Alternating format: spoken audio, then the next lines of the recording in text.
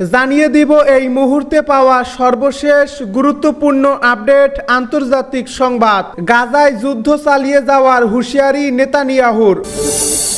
এবারে জানিয়ে দিব গাজার রাস্তায় হামাস ইসরায়েল তীব্র লড়াই। এদিকে হিজবুল্লাহর সামরিক শক্তি সম্পর্কে ইসরায়েলে আতঙ্ক ছড়িয়ে পড়েছে। আরও জানিয়ে দিব লেবানন ইস্যুতে ইসরায়েলকে ফের সতর্ক করল ইরান। সর্বশেষ জানাবো দুটি স্বল্প পাল্লার ব্যালিস্টিক ক্ষেপণাস্ত্রের পরীক্ষা চালিয়েছে উত্তর কোরিয়া। গাজায় যুদ্ধ চালিয়ে যাওয়ার হুঁশিয়ারি নেতানিয়াহুর। অবরুদ্ধ গাজা উপত্যকায় হামাসের বিরুদ্ধে যুদ্ধ চালিয়ে যাওয়ার হুঁশিয়ারি দিয়েছেন ইসরায়েলি প্রধানমন্ত্রী বেনিয়ামিন নেতানিয়াহু। গতকাল রবিবার তিনি নতুন করে অঙ্গীকার করেন যে জয়ের বিকল্প নেই। তিনি তার মন্ত্রিসভাকে বলেন, ইসরায়েল গাজায় হামাসের বিরুদ্ধে যুদ্ধ চালিয়ে যাবে যতক্ষণ না হামাস পরাজিত হয় এবং তাদের হাত থেকে 120 জন জিম্মি উদ্ধার হয়। গত বছরের 7 অক্টোবর অবরুদ্ধ গাজা উপত্যকা থেকে ইসরায়েল অভিমুখে হাজার হাজার রকেট ছুড়ে মুক্তিকামী ফিলিস্তিনিদের সশস্ত্র সংগঠন হামাস। এতে ইসরায়েলে নিহত হয়েছেন 1400 জন। এরপর বছরের পর বছর অবরুদ্ধ গাজা উপত্যকায় চালানো নিপীড়ন আরও জোরালো করে ইসরায়েলি বাহিনী। সেদিনের পর থেকে চালানো সামরিক অভিযানে প্রাণ হারিয়েছে 38,000-এর বেশি ফিলিস্তিনি, আহত 85,000-এরও বেশি। হতাহতদের বেশিরভাগই বেসামরিক। এমন অবস্থায় বিশ্বজুড়ে যুদ্ধবিরতির আহ্বান জানানো হচ্ছে। তবে নেতানিয়াহু বলছেন, প্রায় 10 মাস দীর্ঘ এই যুদ্ধ চলবে যতক্ষণ না আমরা আমাদের সকল লক্ষ্য অর্জন করি। সেই সাথে হামাস ইসরায়েলের জন্য আর কোনো হুমকি সৃষ্টি করবে না।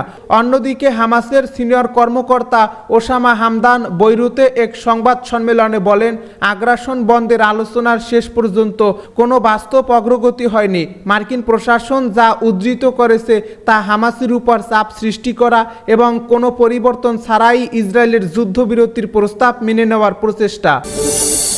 গাজার রাস্তায় রাস্তায় হামাস ও ইসরায়েলি বাহিনীর তীব্র লড়াই। ফিলিস্তিনের গাজা শহরের সুজাইয়া এলাকায় ইসরায়েলি বাহিনীর সঙ্গে তীব্র লড়াই চলছে প্রতিরোধ যোদ্ধাদের। লড়াইয়ের চতুর্থ দিনেও এই এলাকায় বোমাবর্ষণ করছে ইসরায়েলি বিমান। এছাড়া গাজার মধ্যাঞ্চল ও দক্ষিণাঞ্চলীয় রাফা এলাকাতেও হামাস যোদ্ধাদের সঙ্গে ইসরায়েলি বাহিনীর সংঘর্ষের খবর পাওয়া গেছে। আল আরাবিয়া নিউজের খবরে বলা হয়েছে, ইসরায়েলি প্রধানমন্ত্রী বেনিয়ামিন নেতানিয়াহু উপত্যকার সর্বত্র লড়াইয়ের কথা স্বীকার করেছেন। নেতানিয়াহু বলেছেন তার বাহিনী কঠিন লড়াইয়ে জড়িয়ে পড়েছে। ইসরায়েলি সেনাবাহিনী বলছে তারা সুড়ঙ্গের উপরে ও নিচে ফিলিস্তিনি যোদ্ধাদের সঙ্গে লড়াই চালিয়ে যাচ্ছে। এদিকে হাজার হাজার ফিলিস্তিনি বিধ্বস্ত এলাকা ছেড়ে পালিয়ে নিরাপদ স্থানে আশ্রয় নিয়েছে। জাতিসংঘের মানবিক সংস্থা বলেছে, গত বৃহস্পতিবার সুজাইয়া যুদ্ধ শুরুর পর 60 থেকে 80 হাজার লোক এলাকা ছেড়ে চলে গেছে। এদিকে গাজায় যুদ্ধবিরতি ও জিম্মি মুক্তি বিষয়ে আলোচনায় তেমন কোনো অগ্রগতি নেই বলে জানা গেছে। হামাস শনিবার বলেছে, মার্কিন মধ্যস্থতাকারীরা যে সংশোধিত নতুন পরিকল্পনা উপস্থাপন করেছে তাতে নতুন কিছু নেই। হামাস স্থায়ী যুদ্ধবিরতি এবং গাজা থেকে পুরোপুরি ইসরায়েলি সৈন্য প্রত্যাহারের দাবি জানিয়ে আসছে, কিন্তু ইসরায়েল হামাসের এই দাবি প্রত্যাখ্যান করছে। নেতানিয়াহু রোববার বলেছেন, আমাদের জিম্মি মুক্তির পথে একমাত্র বাধা হামাস। হিজবুল্লাহর সামরিক শক্তি সম্পর্কে ইসরায়েলে আতঙ্ক ছড়িয়ে পড়েছে।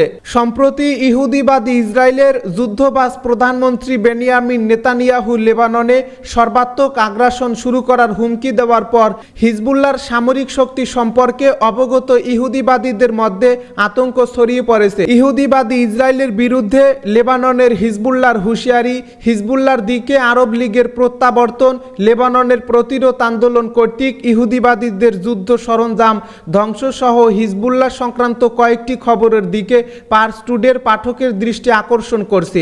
ইহুদিবাদ ইসরায়েলের বিরুদ্ধে লেবাননের হিজবুল্লাহর হুঁশিয়ারি। হিজবুল্লাহর উপমহাসচিব শেখ নাইম কাশেম ইহুদিবাদ ইসরায়েলের চলমান গণহত্যার শিকার গাজাবাসীর প্রতি সমর্থন অব্যাহত রাখার প্রত্যয় জানিয়েছেন।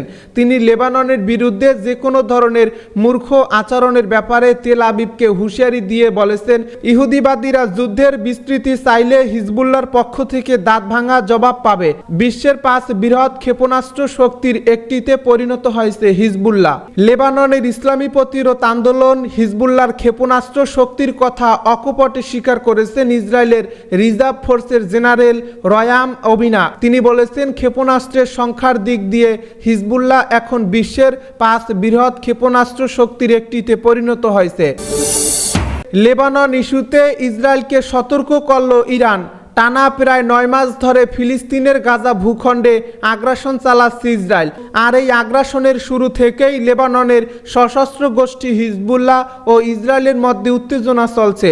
আর এই উত্তেজনার কারণে নতুন করে বাড়ছে নতুন আরেক যুদ্ধের দামামা। লেবাননে পূর্ণমাত্রার সামরিক আগ্রাসনের বিরুদ্ধে ইসরায়েলকে সতর্ক করেছে ইরান। এদিকে সৌদি আরব সহ 7টি দেশ নিজ দেশের নাগরিকদের লেবানন ত্যাগের আহ্বান জানিয়েছে। গত 7 অক্টোবর গাজায় সংঘাত শুরু হওয়ার পর থেকে লেবানন ও ইসরায়েল দুই দেশের সীমান্তে ইসরায়েলি বাহিনী ও হিজবুল্লাহর মধ্যে প্রায় প্রতিদিনই সংঘাত চলছে। চলতি মাসে প্রধানমন্ত্রী বেনিয়ামিন নেতানিয়াহু ঘোষণা দেন লেবানন সীমান্তে যুদ্ধের প্রস্তুতি নিচ্ছে ইসরায়েল। তার এমন ঘোষণার পর ইসরায়েল লেবানন যুদ্ধের আশঙ্কা বেড়েছে। লেবাননে ইসরায়েল সামরিক আগ্রাসন চালালে ধ্বংসকারী যুদ্ধ শুরু হবে বলে হুঁশিয়ারি দিয়েছে ইরান। পাল্টা জবাবে ইসরায়েল হুঁশিয়ারি দিয়ে বলেছে, যুদ্ধের হুমকি দেওয়া ইরান নিজেই ধ্বংস হওয়ার যোগ্য হয়ে পড়েছে। 2টি স্বল্প পাল্লার ব্যালিস্টিক ক্ষেপণাস্ত্রের পরীক্ষা চালিয়েছে উত্তর কোরিয়া। উত্তর কোরিয়া 2টি স্বল্প পাল্লার ব্যালিস্টিক ক্ষেপণাস্ত্রের পরীক্ষা চালিয়েছে, তবে তাদের একটি ক্ষেপণাস্ত্রের উৎক্ষেপণ ব্যর্থ হয়েছে। দক্ষিণ কোরিয়ায় বড় ধরনের যৌথ সামরিক মহড়াকে কেন্দ্র করে পিংইয়ং এমন মহড়ার মারাত্মক পরিণতি সম্পর্কে সতর্ক করার একদিন পর তারা এই পরীক্ষা চালালো। দক্ষিণ কোরিয়ার সামরিক বাহিনী সোমবার একথা জানিয়েছে। দক্ষিণ কোরিয়ার জয়েন্ট চিফস অফ স্টাফ বলেছেন, সামরিক বাহিনী 2টি ক্ষেপণাস্ত্রের উৎক্ষেপণ শনাক্ত করেছে। প্রথম ক্ষেপণাস্ত্রটি স্থানীয় সময় ভোর 5টা 5 মিনিটে উৎক্ষেপণ করা হয়। এর প্রায় 10 মিনিট পর দ্বিতীয় ক্ষেপণাস্ত্রের পরীক্ষা চালানো হয়। সামরিক বাহিনী জানায়, ভোর 5টা 5 মিনিটের দিকে পরীক্ষা চালানো স্বল্প পাল্লার ব্যালিস্টিক ক্ষেপণাস্ত্রটি প্রায় 600 কিলোমিটার এবং দ্বিতীয়টি 120 কিলোমিটার পথ অতিক্রম করে। জেসিএস এক বিবৃতিতে বলেছে, উত্তর কোরিয়ার আরও ক্ষেপণাস্ত্র উৎক্ষেপণে প্রস্তুতি নিচ্ছে কিনা তা জানতে সিউলের সামরিক বাহিনী নজরদারি এবং সতর্কতা জোরদার করছে। রোববার পিয়ংইয়ং দক্ষিণ কোরিয়া, জাপান এবং যুক্তরাষ্ট্রের যৌথ সামরিক মহড়ার নিন্দা জানিয়ে এর মারাত্মক পরিণতি সম্পর্কে সতর্ক বার্তা দেওয়ার পর তারা এসব ক্ষেপণাস্ত্র উৎক্ষেপণ করে। গাজায় ইসরায়েলি বর্বরতা চলছেই, নিহত আরও 43 ফিলিস্তিনি। ফিলিস্তিনের অবরুদ্ধ গাজা ভূখণ্ডে ইসরায়েলি বর্বর হামলায় আরও 43 ফিলিস্তিনি নিহত হয়েছেন। এতে করে উপত্যকাটিতে নিহতের মোট সংখ্যা পৌঁছেছে প্রায় 37,900 জনে। এছাড়া গত বছরের অক্টোবর থেকে চলা এই হামলায় আহত হয়েছেন আরও প্রায় 87,000 ফিলিস্তিনি। রোববার এক প্রতিবেদনে তথ্য জানিয়েছে বার্তা সংস্থা আনাদুলো। প্রতিবেদনে বলা হয়েছে, গাজা উপত্যকায় ইসরায়েলের চলমান হামলায় আরও 43 ফিলিস্তিনি নিহত হয়েছেন। এতে করে গত বছরের অক্টোবর থেকে এ পর্যন্ত মোট মৃতের সংখ্যা 37,877 জনে পৌঁছেছে বলে রোববার অবরুদ্ধ এই ভূখণ্ডের স্বাস্থ্য মন্ত্রণালয় জানিয়েছে।